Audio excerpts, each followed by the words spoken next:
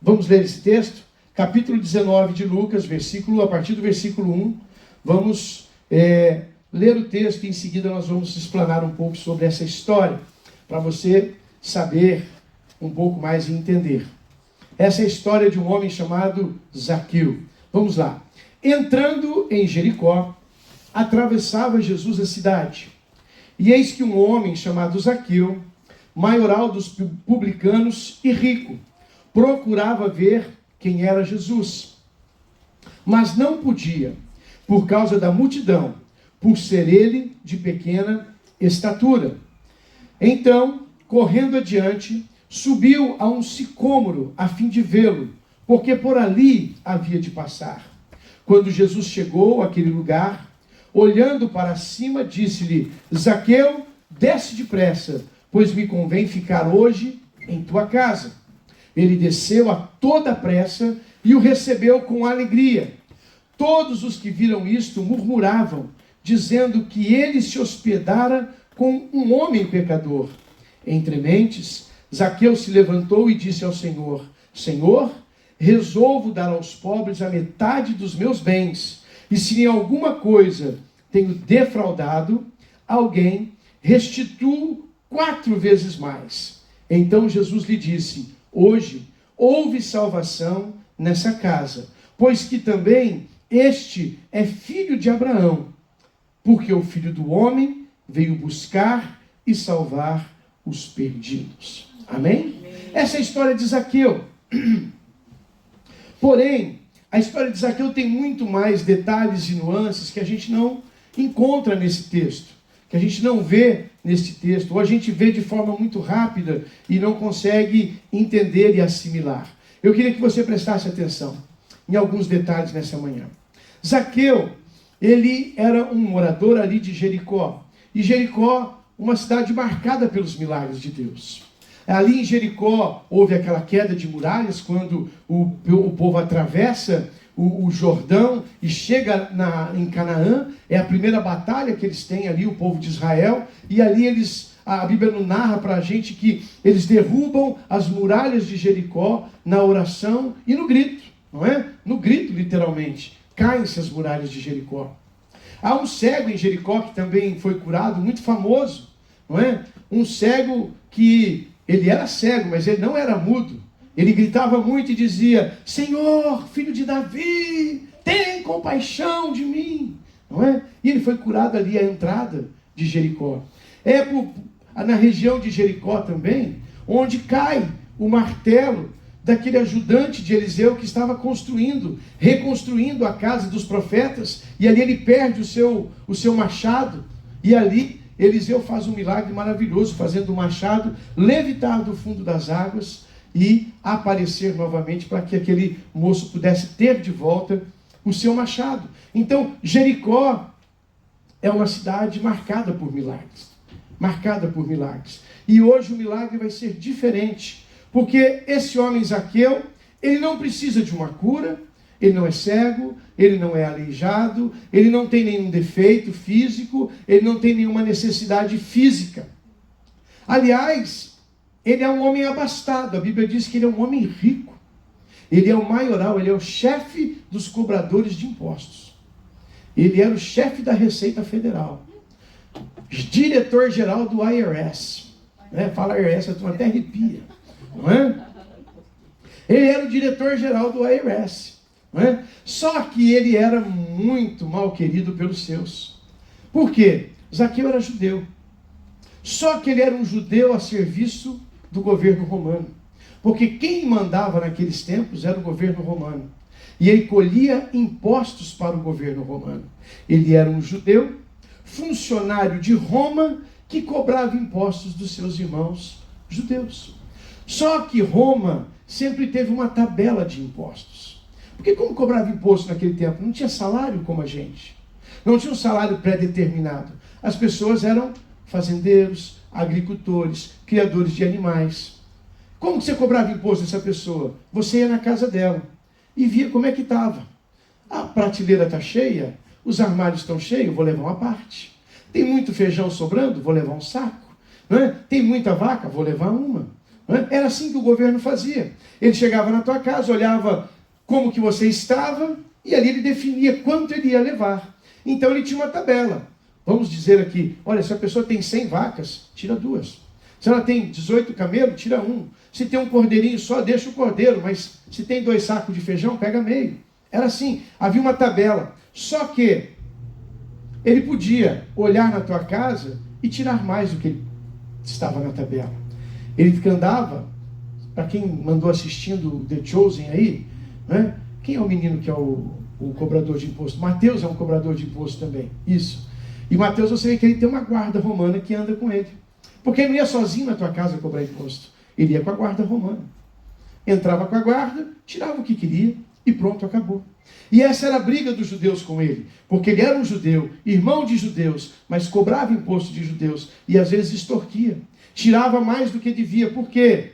Ele tinha o salário dele de Roma, mas aquilo que ele cobrasse a mais, Roma não se importava. Importante para Roma é que ele entregasse a parte dela. Se ela mandou trazer um camelo, ele trouxe 2, não importa, entrega um para Roma e fica com o outro. Então era uma briga muito grande, ninguém gostava dele, porque ele era um cobrador de impostos, ele era um traidor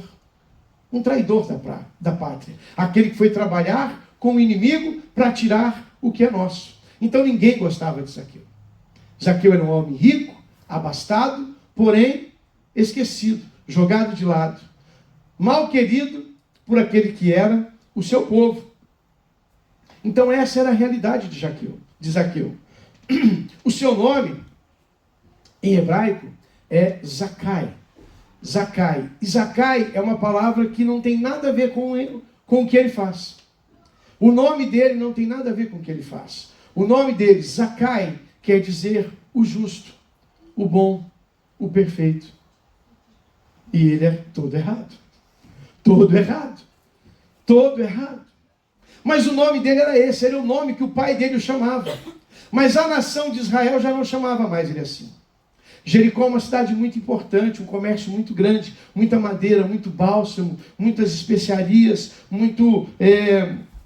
madeiras aromáticas se produz ali. Então, para Roma, ali era um ponto importante de cobrança de impostos. Uma cidade riquíssima. Riquíssima. Mas ninguém gostava desse homem. Então a gente olha para o texto e fala, que bom, né? Ele era um homem rico. Ele era rico, sim. Rico financeiramente, falando. Mas pobre em amizade, pobre em relacionamento, pobre em ter uma vida normal e tranquila, como todos os outros. A Bíblia vai dizer aqui que ele tentava chegar para ver Jesus e a multidão o impedia. A multidão não queria que ele visse Jesus. A multidão não queria que ele estivesse perto de Jesus. Por que essa multidão o impedia? Porque essa multidão não gostava dele. Sabia que ele era o inimigo do povo. Mas ele trazia esse nome. O justo. O perfeito. O puro. Mas ele não era nada disso. O nome dele, segundo seu pai, Zaqueu. O nome dele, segundo os seus vizinhos, ladrão. Ladrão. Ladrão. Ladrão do seu povo. Aquele que roubava e cobrava mais do que era devido. Tanto que quando Jesus resolve ir na casa dele, o comentário do povo é o quê? Ah, ele não sabe na casa de quem que ele está indo. Esse homem é um ladrão. Esse homem é um malfeitor, é um pecador, Mas Jesus assim mesmo resolve ir à casa de Zaqueu. E aqui eu quero aproveitar e tirar algumas coisas interessantes desse texto. Imagine você, que é a pessoa que você menos espera. Sabe aquele vizinho seu mais estranho? Sabe aquele colega de trabalho seu mais atormentado?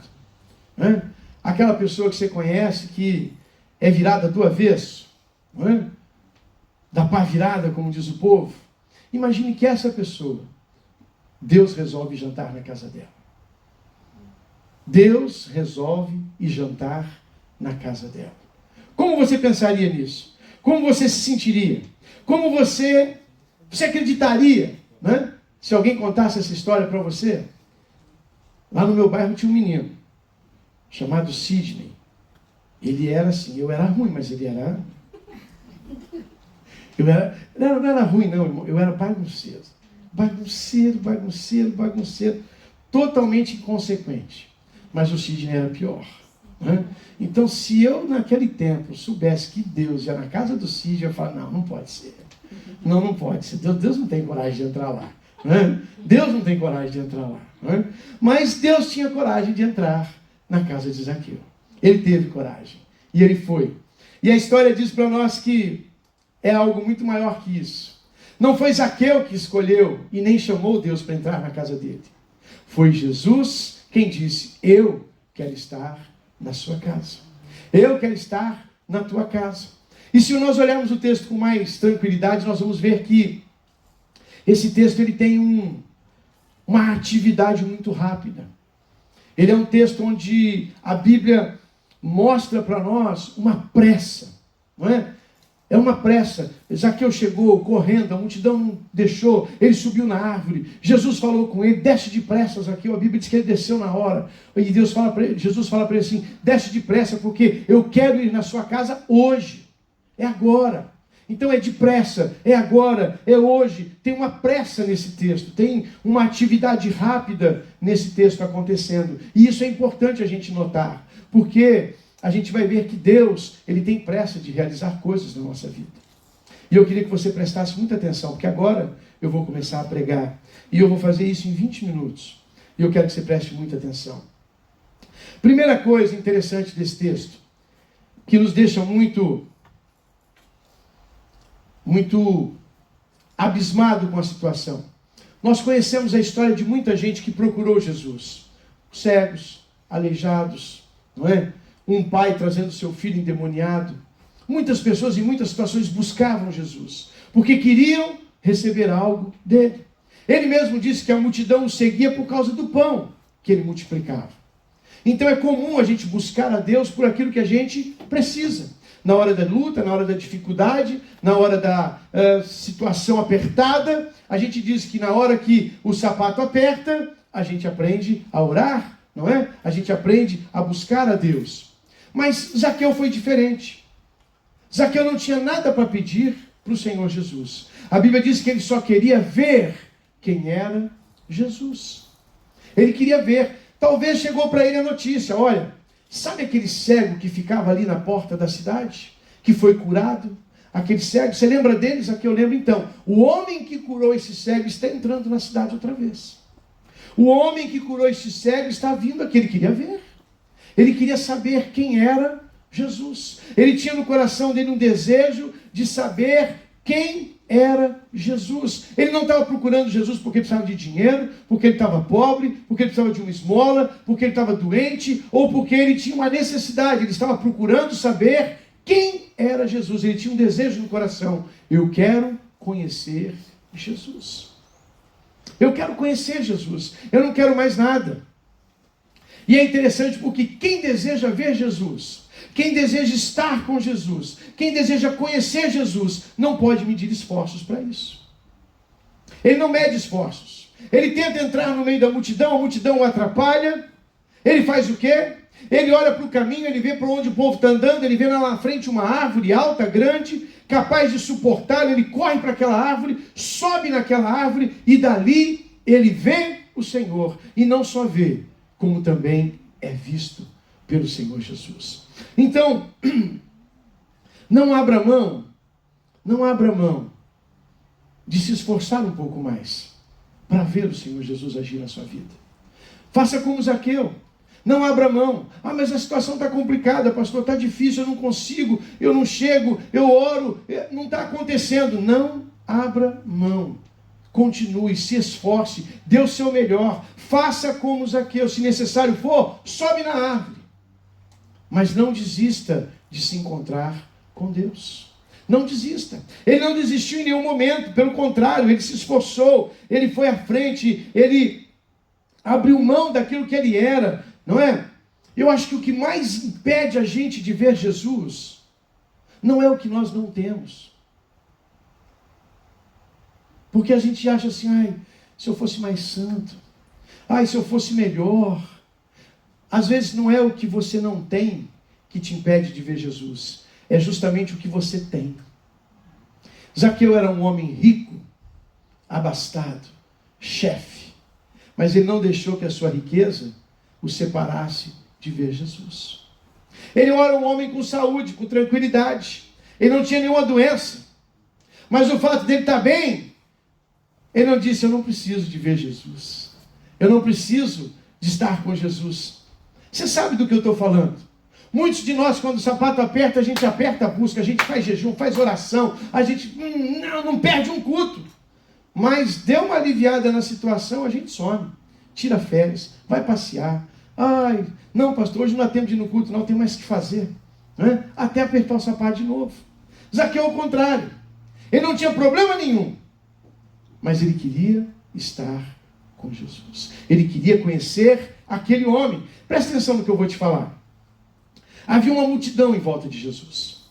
E essa multidão, ela caminhava com Jesus. Você sabe, aonde Jesus ia, tinha uma multidão com ele. Aonde Jesus estava, tinha uma multidão com ele. Quando aquela mulher do fluxo de sangue chega por trás do Senhor Jesus para tocá-lo, ele diz, olha, alguém me tocou. E os discípulos falam assim, Senhor, está uma multidão te apertando. Como o Senhor me pergunta quem te tocou? Está uma multidão aqui te apertando, está te empurrando. Então, aonde Jesus vai, tem uma multidão com ele. Essa multidão aqui andava com Jesus, caminhava com Jesus, ia para lá e para cá com Jesus, estava ao redor de Jesus, mas essa multidão estava impedindo Zaqueu de ver Jesus. É interessante, porque tem uma multidão, tem pessoas que caminham com Jesus, andam com Jesus, vivem com Jesus, mas quando você tenta chegar perto de Jesus, ela te atrapalha. Quando você tenta mudar de vida, ela te atrapalha. Quando você quer ter um encontro com Deus, ela te atrapalha. Pastor, será que tem? Tem. Infelizmente tem. Porque a multidão está ali. E olha que interessante. Nós temos que dar cuidado para não fazer parte dessa multidão. Porque essa multidão, diz a Bíblia, que é o quê? Uma multidão que seguia Jesus. Quem que segue Jesus hoje aqui? Hã? Mas nós temos que tomar cuidado de não ser essa multidão. Porque às vezes nós que seguimos é que atrapalhamos aqueles que estão querendo chegar. Não, pastor, eu não faço isso. Claro que não. Glória a Deus por isso. Não é? Graças a Deus por isso. Jesus, veja, a multidão seguia Jesus, mas impedia Zaqueu de se aproximar de Jesus. Tem gente que está na igreja, querido, mas quando ela vê alguém chegando perto de Jesus, ao invés de celebrar, de se alegrar, ela atrapalha. Ela coloca problema, ela coloca luta, ela coloca dificuldade. Ela atrapalha, ela põe pedra no caminho, ela te desanima. Eu já contei a história para vocês. Logo que a gente começou, a gente estava lá no hotel. Né?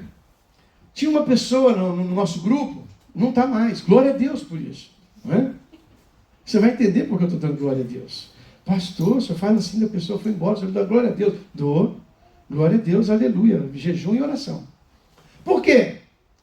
Essa pessoa estava assim no meio de vocês, assim, bonitinha assim. Né? Aí chegava uma visitante no hotel, que já era, a gente estava conversando ontem com o pessoal no café, né? O pessoal da igreja do hotel, pensa num povo crente. Crente, irmão. Porque para fazer culto tinha que carregar caixa, montar esse som, desmontar, montar não sei o que, montar não sei o que lá, e puxar esses fios para lá, e puxar esses fios para cá, e depois desfazer tudo, deixar tudo em ordem de novo, e ainda tinha que achar a sala do hotel, porque cada domingo o hotel colocava a gente numa sala diferente. Então pensa num povo crente, top demais. Mas essa pessoa estava lá no nosso meio, e aí chegava um visitante, sabe o que ela falava para o visitante? O que você está fazendo aqui? Não, eu vim nessa igreja que falava para mim que é legal. Não, essa igreja é ruim, não presta não. Falava assim, não presta não, vai embora. Ó, pastor é chato, mas pastor é ruim. Aquele irmão ali é outro, aquele irmão ali, aquele ali. Nossa, esse lugar aqui é bom demais, não vem aqui não. Ela fazia isso. É uma multidão que segue Jesus, mas que atrapalha os outros de chegarem perto de Jesus. Parece que ela queria igreja só para ela. Até que Deus deu graça e ela foi passear um pouquinho. Glória a Deus. Isso é igual funcionário ruim, né? Eu tinha muitos anos gerente de concessionária no Brasil e eu brincava assim com os meus vendedores. Se eu for um vendedor ruim, aquele que te atrapalha, dá trabalho, faz uma carta de apresentação bem bonita para ele, bem bacana assim. É ruim o cara, mas faz uma carta boa assim, bom funcionário, chega em dia, faz tudo direitinho, não sei o que, e manda para o seu concorrente. Não é? O concorrente contrata ele vai embora, fica feliz e sai do teu pé, não é? E tem dia que Jesus pega esses concorrentes assim, essas travas assim, e manda para o concorrente, né? Manda lá para o concorrente lá. Muito bem. Então veja, nós não podemos fazer parte dessa multidão. Nós temos que ser a multidão que segue a Jesus, mas que agrega aqueles que estão chegando. Aqueles que também querem entrar no milagre, aqueles que também querem participar da bênção. Não seja você. Você conhece alguém assim? Você vai dizer assim, ah não, conhece. Ela foi na tua casa esses dias, não é? Ela está lá no teu ambiente de trabalho às vezes. Ela está lá no supermercado, quando você está passeando lá, encontra a pessoa, ô fulano, você está aí, tudo bem? Está aí na igreja ainda? Estou. Ah, larga a mão disso. Para que isso? Você não precisa disso. Pessoas que não querem que você chegue perto do Senhor Jesus. Amém? Aprenda a ignorar aqueles que te atrapalham, querido. Aprenda a ignorar aqueles que te atrapalham. Veja, se Zaqueu não ignora a multidão, Jesus não entrava na casa dele.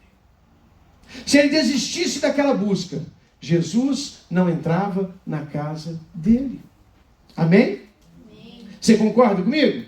Então, aprenda a ignorar aqueles que atrapalham você de alcançar a graça. Não se perca no meio da multidão. Não se perca no meio da multidão. Não se ajunte com aqueles que falam mal do evangelho, do irmão, da igreja, da palavra, do chão. Ai, pastor, olha isso, sujou tudo, que bagunça agora. Meu Deus, você vai naquela igreja lá, eles jogam papel no chão. Não junta com essa turma não, irmão. Não junta, não. E você vai escutar de alguém aí. Nossa, para que explodiu o negócio aí? Não explodiu. Para que tá a parede preta? A parede preta já deu briga, hein? Preço tanto já deu de briga essa parede preta. Pastor, por que parede preta? Por que parede branca? Por que azul? Por que cor de abóbora? Por quê? Por quê? Por quê? Por quê? Por quê? Por quê? Por quê? Por quê? Por que está de branco hoje? Está de preto? Está de amarelo? Está de vermelho? Está de rosa? Por quê? Por quê? Por quê? Por quê? Por quê? Tem cor melhor? Tem cor pior? Hã? Sai fora, irmão. Não se ajunta com essa turma aí, não. Não dá tempo. Faz que nem Zaqueu, ó. Faça como Zaqueu. Essa turma é a turma de baixo. Faz como Zaqueu. Procura um lugar mais alto para você. Hã? Quando ele viu que o negócio estava ficando baixo para ele, falou assim, para mim não dá essa turma, não. Eu sou da prateleira de cima, eu vou para cima, ó. Subiu lá na árvore, de lá ele viu Jesus, encontrou Jesus. Jesus encontrou ele. Então, ó... Você quer andar embaixo, irmão? Você anda aí. Você quer andar no meio da bagunça? Você anda aí. Eu vou procurar um lugar mais alto para mim. Eu vou procurar um lugar melhor para mim. Eu vou andar com gente que anda para o alto. Eu vou andar com gente que anda para cima. Eu vou andar com gente que vai adiante. Eu não vou ficar perdido no meio da multidão. E quando ele toma essa decisão, ele recebe aquilo que ele precisava. Subiu na árvore, saiu do meio da multidão. Tirou o foco daqueles que estavam atrapalhando ele. Subiu na árvore, Jesus olhou. Gente, não tem como Jesus passar despercebido diante de alguém que está buscando ele com vontade, buscando ele com coração, buscando ele com graça, com amor, querendo encontrar. Se você quer encontrar com o Senhor Jesus, o encontro está feito. Ele quer encontrar você. Ele quer encontrar você. E não precisou Zaqueu gritar. A Bíblia diz que o cego gritava: Senhor, filho de Davi! A ponto das pessoas mandarem ele parar de gritar. E a Bíblia diz que ele gritava cada vez mais. Zaqueu não gritou. Zaqueu não chamou. Zaqueu não fez nada. Ele só saiu do meio da multidão. Aprenda. Às vezes a gente tem que sair do meio da multidão para que Deus fale conosco. Fale conosco, fale comigo, fale com você, fale com o nosso coração. Quando ele sobe naquela árvore, Jesus está passando por ali, ele vê aquela cena. Jesus, na hora, se enche de graça e amor e diz: Zaqueu, desce.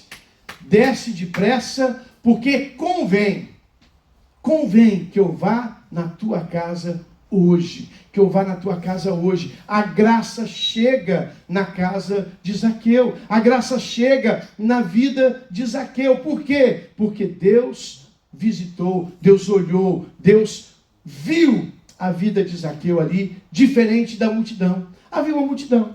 Todos estavam ali apertando, mas Deus falou com Zaqueu. Deus falou com Zaqueu. Por quê? Porque ele teve uma atitude diferente. Ele não quis ficar no meio da multidão, daqueles que atrapalham. Ele quis estar, nem que fosse em cima de uma árvore, mas junto daqueles que fazem a bagunça, ele não quis ficar. Ele não quis ficar. E aí a graça chega na sua casa. A graça chega, porque, gente, a graça de Deus ela é maravilhosa. As pessoas diziam o quê? Se o Senhor soubesse quem é esse homem, pecador, o Senhor não ia na casa dele. Mas a graça de Deus, ela não olha para o meu pecado. A graça de Deus, ela não olha para as minhas falhas. Quem de nós aqui não somos pecadores? Qual de vocês aqui que está com a asinha de anjo? Qual de vocês aqui? Nenhum de nós. Todos nós temos nossas lutas, nossos pecados, nossas falhas, nossos traumas, nossos dilemas, nossas fraquezas. Mas a graça de Deus é suficiente para todos.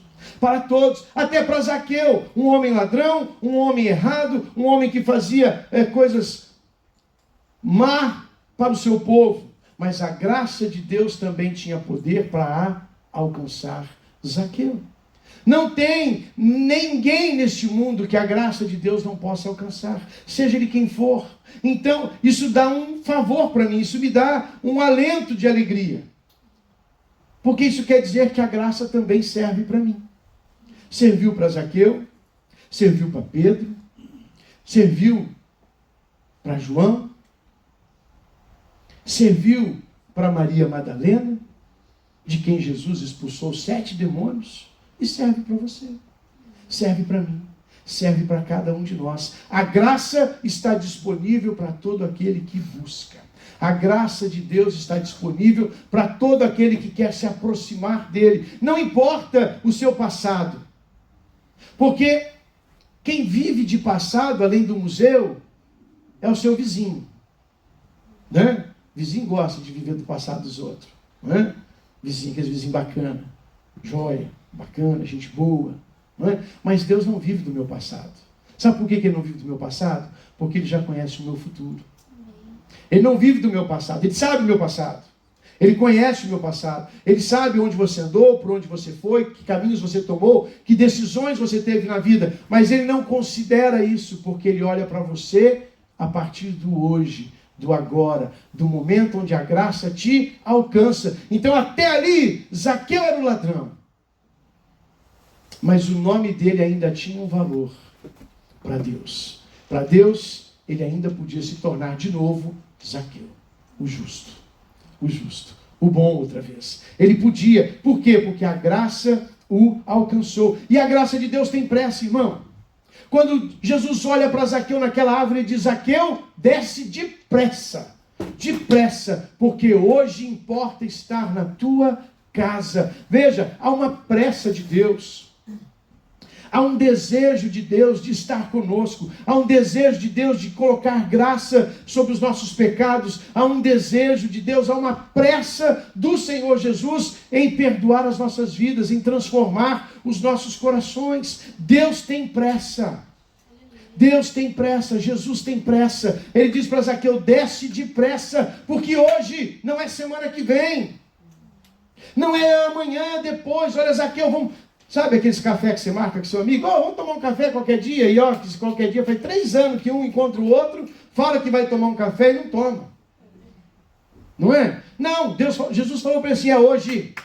Hoje eu vou na tua casa. Desce que é agora. É já. Deus tem pressa. Quando Jesus ressuscita e encontra com Maria na beira do túmulo, ele disse assim: desce depressa e vai dizer a Pedro que eu ressuscitei. Ele tem pressa.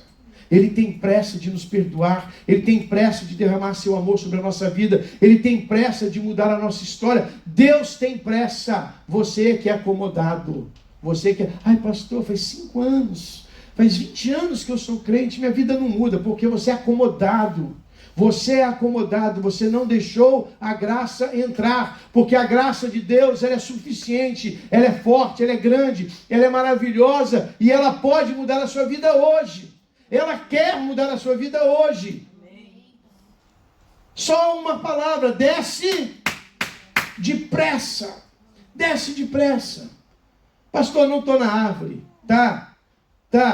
Tu subiu na árvore do pecado, tu subiu na árvore do orgulho, tu subiu aí na árvore, né? Do acha que não precisa de Deus, do acha que não precisa da bênção, do acha que não precisa. Desce dessa árvore aí, Zaqueuzão. Desce aí. Tem uns Zaqueus aí hoje aí. A graça está ao alcance de todos, querido. A graça está ao alcance de todos. Jesus nos ama e quer mudar a nossa história, e não importa o nosso passado. Não importa o nosso passado, importa se nós estamos prontos para o que Ele vai fazer no nosso futuro. Amém? Amém. Outra coisa interessante aqui é a transformação que acontece com Zaqueu através do seu arrependimento. A mudança de Zaqueu, ela é evidenciada em seu voto de restituição. Lá no versículo 9, versículo 8, ele vai dizer o seguinte: eis aqui, Senhor, que eu resolvo. Olha que interessante, ele diz: eu resolvo dar aos pobres metade da minha riqueza. E se eu tenho roubado alguma coisa de alguém, eu restituo 4 vezes mais. Por que ele resolve restituir 4 vezes mais? Ele vai além do que a lei judaica diz. A lei judaica, naquele tempo, era o seguinte: se você roubasse um boi de alguém, e você fosse pego roubando o boi de alguém, a sua pena era: você vai devolver 5 bois para essa pessoa. O que você roubou e mais 4. Se você fosse pego roubando uma ovelha, você vai devolver 4 ovelhas para essa pessoa. A que você roubou e mais 3. Se você se arrependesse, pegou a ovelha ali, andou 2 quadras, pensou bem, falou: não, está errado. Eu vou lá devolver, vou lá confessar. Você tinha que levar mais uma. Se você se arrependesse, você tinha que levar mais uma. Se você não se arrependesse, fosse a juízo, fosse julgado pelo juiz, mais 4 se fosse ovelha, mais 5 se fosse boi. Então, quando ele diz assim: eu resolvo, ele podia dar só o dobro. Eu resolvi, eu me arrependi. Eu vou devolver o que eu roubei e mais uma parte igual. Essa era a lei. Mas ele nem foi julgado, mas ele diz: eu devolvo 4 vezes mais. Ele cumpre mais do que a lei mandaria ele fazer devido ao seu arrependimento. Ele vai além daquilo que a lei exigia. Por quê? Porque quando Deus entra na minha vida, Ele me mostra quem eu realmente sou. E ele lembrou-se que o seu nome era Zaqueu. Ele tinha que ser justo. E ele resolve então praticar a justiça. Só que veja, eu só pratico a justiça a partir do arrependimento. Se eu não me arrependo, eu não faço justiça. Se eu brigar com o Renan e não me arrepender, eu não vou lá pedir perdão, eu não faço justiça. Só vou fazer justiça se eu primeiro me arrepender. Apesar que eu não vou brigar com o Renan, que eu não sou bobo, olha o tamanho dele. Não é? Olha o tamanho da pessoa. Não é? Então, não vou me meter a isso. Mas veja, a transformação feita na vida de Zaqueu mostra a profundidade da presença de Deus na vida dele. Ele toma uma decisão: eu devolvo 4 vezes mais o que eu roubei. E se o que eu tenho, eu vou dar aos pobres. Metade do que eu tenho, eu vou dar aos pobres. E a Bíblia diz que ele resolveu. Jesus não mandou ele fazer.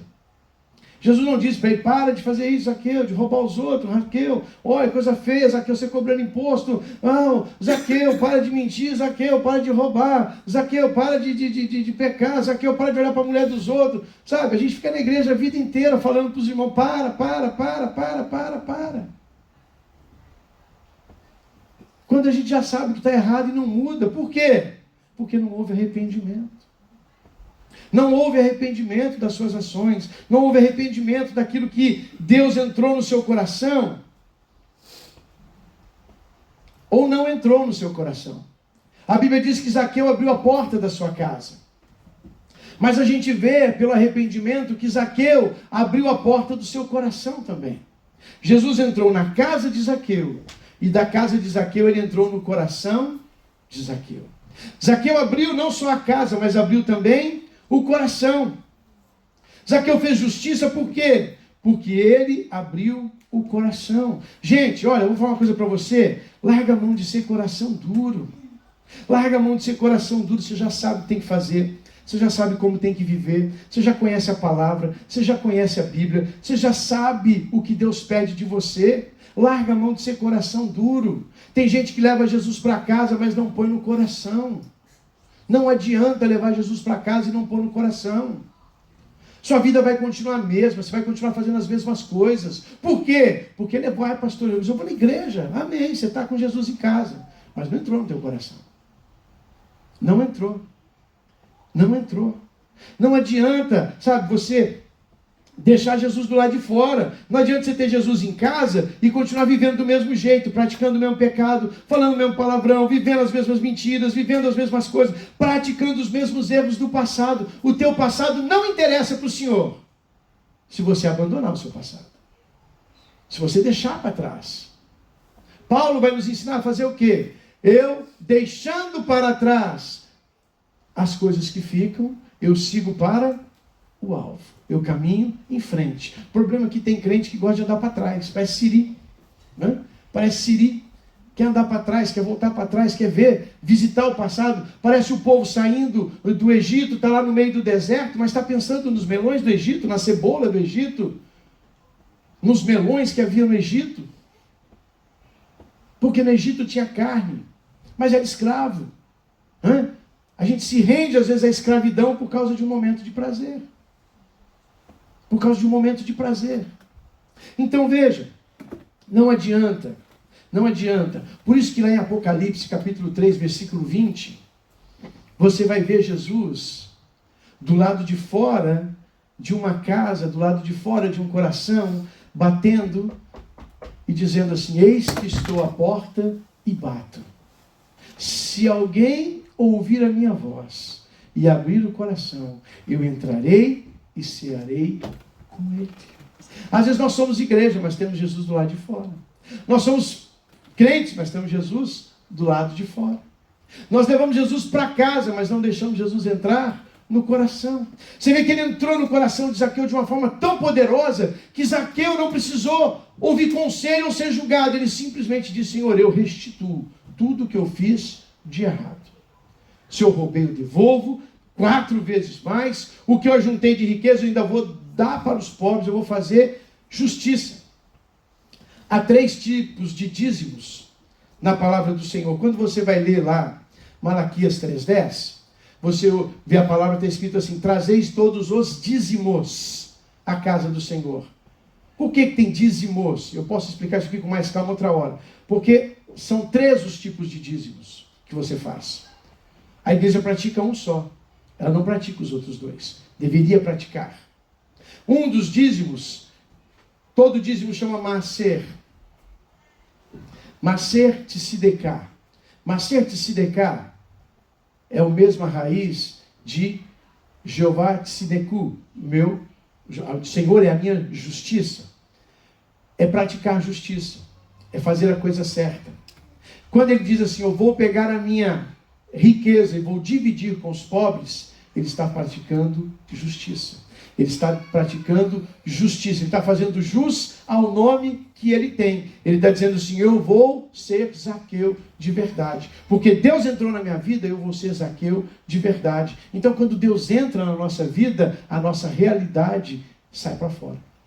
Sai para fora. Então deixa Jesus entrar no seu coração. Porque quando ele entra no coração da pessoa, quando ele entra no coração, como entrou no coração de Zaqueu, então a salvação chega. No versículo 9 do capítulo 19, você vai ver Jesus dizendo isso: hoje chegou salvação nessa casa. Por que Jesus declara que houve salvação? Porque houve mudança na vida de Zaqueu.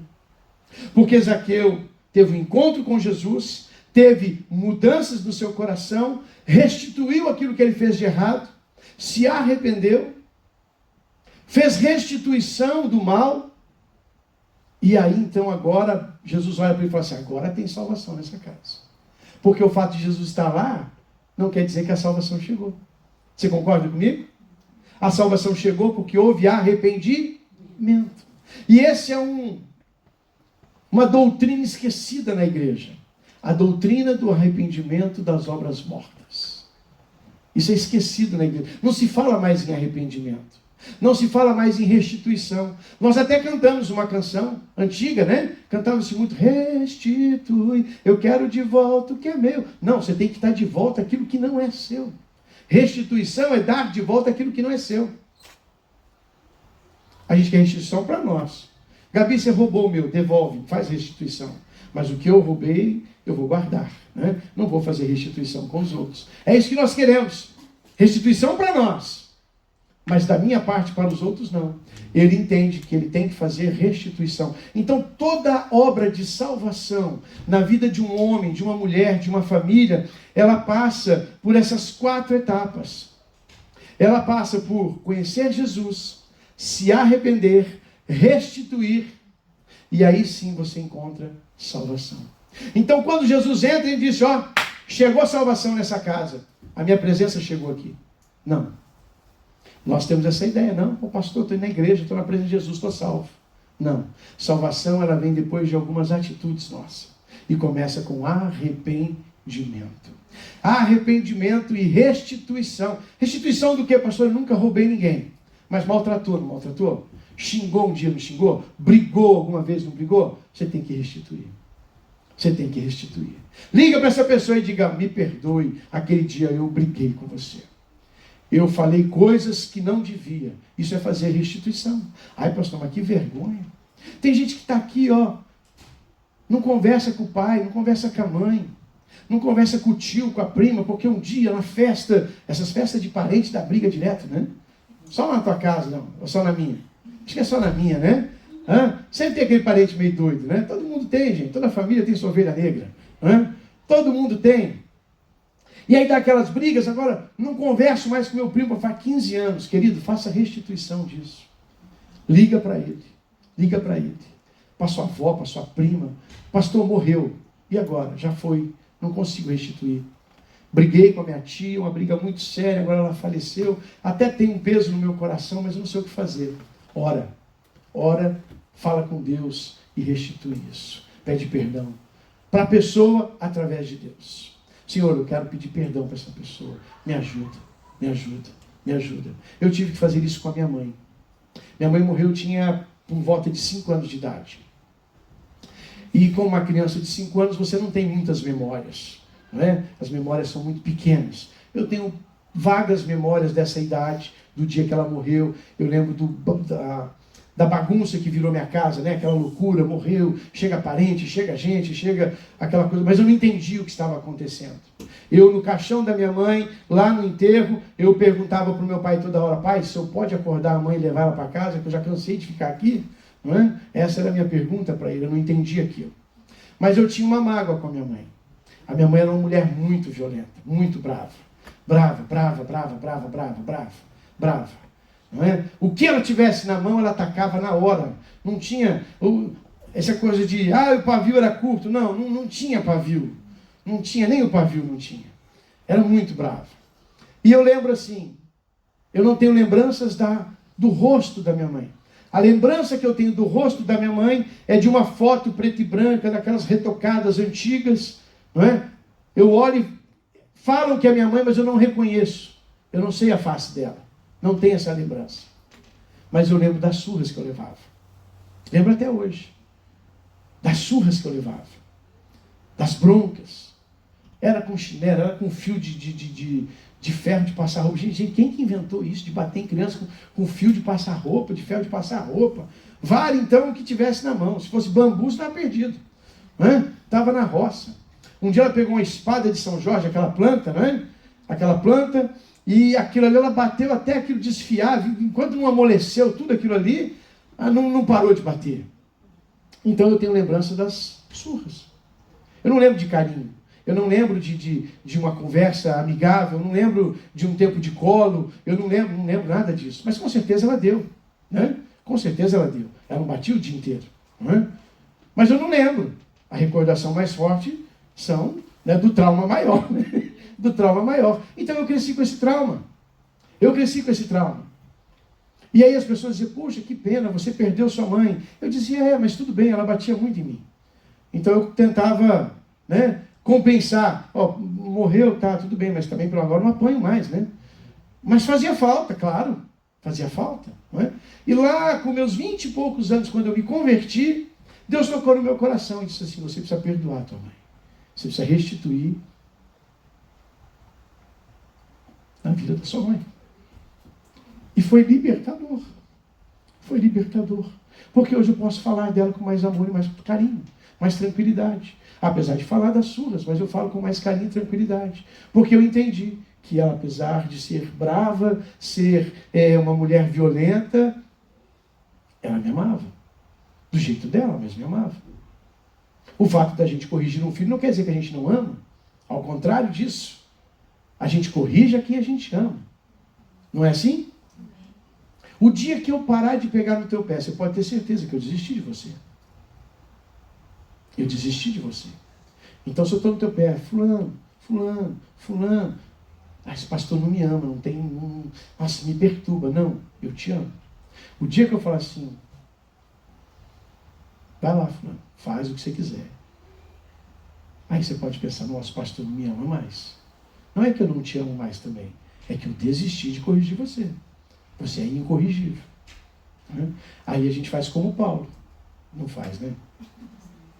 Vocês não conhecem essa história, né? Havia um homem chamado Alexandre. Trabalhava de latoeiro. Eu acho que ele era funileiro lá da época dele. E esse homem fez muito mal para o apóstolo Paulo. E o apóstolo Paulo diz assim, numa de suas cartas, vocês lembram de Alexandre, o latoeiro? Ele me fez muito mal. Eu já entreguei ele para Satanás. Então não espera, né, irmão, a gente fazer isso com você não, né? Por favor, seja obediente, seja bonzinho, seja tranquilo, né? Aceita a repreensão, corrige sua vida, arruma a tua casa, faça como Zaqueu, querido, né? Faça como Zaqueu. Amém? Então veja, arrependimento é a porta de entrada da salvação. Restituição é a fechadura. Quando eu restituo, eu abro a porta da salvação. Quando Jesus viu ele fazendo tudo isso, Jesus disse, opa, eu já estava aqui há muito tempo, mas agora chegou a salvação nessa casa. Agora chegou a salvação nessa casa. Então, se tem alguma coisa que precisa ser arrependida, arrepende, querido, arruma. Corrige, põe em ordem, põe em ordem. E aí a briga dos outros, os mais justos, né? Os melhores, a multidão, reclamando, mas Jesus, o senhor vai na casa desse homem? Esse homem é um pecador. É um pecador. Primeiro que Jesus não se assusta com os nossos pecados. Não há pecado nenhum que você cometeu que deixou Deus de cabelo em pé. Ele já sabia de todos eles. Ele já estava preparado para todos eles. Ele já sabia aonde você era capaz de chegar. E ele está ali, sentado na casa desse homem pecador e oferecendo a ele salvação.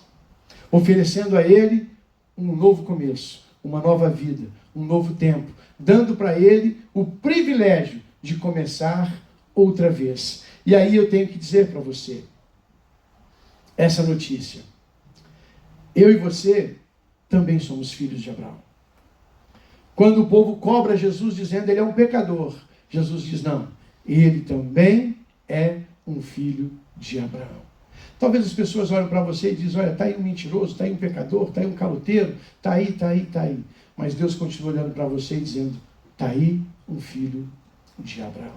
Está aí um filho de Abraão, que também tem direito à salvação, que também tem direito à bênção, que também tem direito à minha presença, que também tem direito ao meu amor, que também tem direito à minha graça, à minha misericórdia, ao meu perdão. Eu e você também somos filhos de Abraão. A promessa de Deus para Abraão foi essa: em você farei bendita todas as famílias da terra. E no todas está meu nome lá. Está o seu, está o nosso. Nós também somos benditos do Senhor. Amém, queridos? Amém? Nós vamos encerrar. Eu vou pedir para você ficar de pé nesse momento.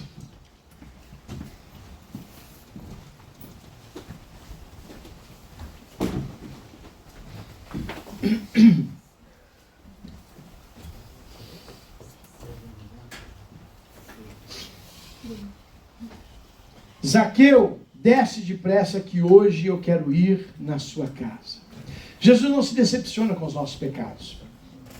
Jesus não se decepciona com as nossas vidas de derrota, com as nossas falhas, com as nossas fraquezas. Nada disso abala o nosso Senhor. A graça e o amor do Senhor Jesus Cristo é que nos dá a salvação. É que nos dá misericórdia e perdão. E Ele nesta manhã oferece para cada um de nós. Tem graça para você. Tem graça para você. Tem misericórdia para você. Não importa se você é o pior dos piores ou o melhor dos melhores. Eu vim, disse o Senhor. Eu vim para os pecadores. Eu vim para os doentes. Os sãos não precisam de médico, ele diz. Eu vim para aqueles que precisam. E eu e você somos os que mais necessitamos nesta manhã. Necessitamos da presença, necessitamos da graça, necessitamos do amor, necessitamos da misericórdia do Senhor sobre as nossas vidas. Porque é ela quem nos transforma, é ela quem nos traz salvação, é ela quem nos tira do erro, do engano, do pecado e nos leva a consertar e restaurar aquilo que estava errado, aquilo que estava quebrado, aquilo que estava torto, aquilo que estava injusto. Eu olho para Zaqueu e penso que Zaqueu, ele, dentro da sua casa, com a presença do Senhor Jesus ali, eu acho que ele pensa assim: hoje eu encontrei alguém que carrega o meu próprio nome. Porque o nome dele era justo, mas ele se encontrou com o justo. O nome dele era bom, mas ele se encontrou com aquele que era verdadeiramente bom. Sabe? Jesus, a Bíblia diz que ele tem nas suas mãos uma pedra, e nessa pedra está escrito um nome que ninguém sabe, que é o seu novo nome. É o seu novo nome. Aqui na terra eu chamo Marcos, mas lá no céu tem um outro nome para mim, que eu não sei qual é. Talvez aqui na terra colocaram nomes para você. Esse é Zaqueu, o ladrão. Aquele é a Maria, a mentirosa. Aquele é o João, o caloteiro. Na terra colocam muitos nomes em cada um de nós, mas nos céus há um nome que está na mão de Deus, e Ele carrega o meu verdadeiro nome. Zaqueu descobriu isso quando ele disse: eu encontrei um que carrega o meu verdadeiro nome. E a Bíblia vai dizer que nós temos o evangelista João, na sua terceira carta, ele vai escrever: nós temos um advogado, Jesus Cristo, o justo. E se você pegar a carta e trazê-la para o hebraico, você vai dizer ali: e nós temos um advogado, Jesus Cristo, Zacai. Zacai, ele carrega o seu nome, ele carrega o meu nome. Assim como ele carregava o nome de Zaqueu, ele carrega o meu e o seu nome nessa manhã. Ele tem o meu e o seu nome escrito na palma das suas mãos. Ele tem o meu e o seu nome gravado. Um nome que você não sabe, um nome que ninguém entende, um nome que ninguém vê. Não esse nome que dão para você. Não é pelo nome que chamam você na sua escola, no seu trabalho ou na sua casa. Não é aquele nome que só os parentes sabem, porque é algo que você fez lá atrás e marcou a sua vida, marcou a sua história. E lá no meio da sua família alguém sempre diz: ah, o fulano. O fulano. Lá no céu ele diz: não,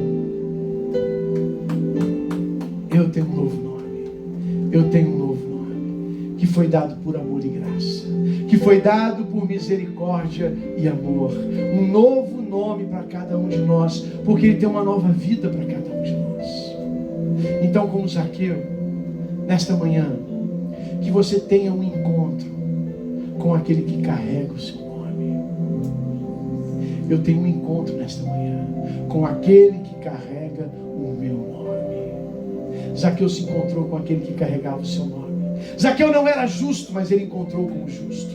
Zaqueu não era honesto, mas ele encontrou com o justo. Zaqueu não era bom, mas ele se encontrou com o bom. E esse encontro mudou a sua história. Mudou a sua história. Então hoje, nessa manhã, não perca tempo.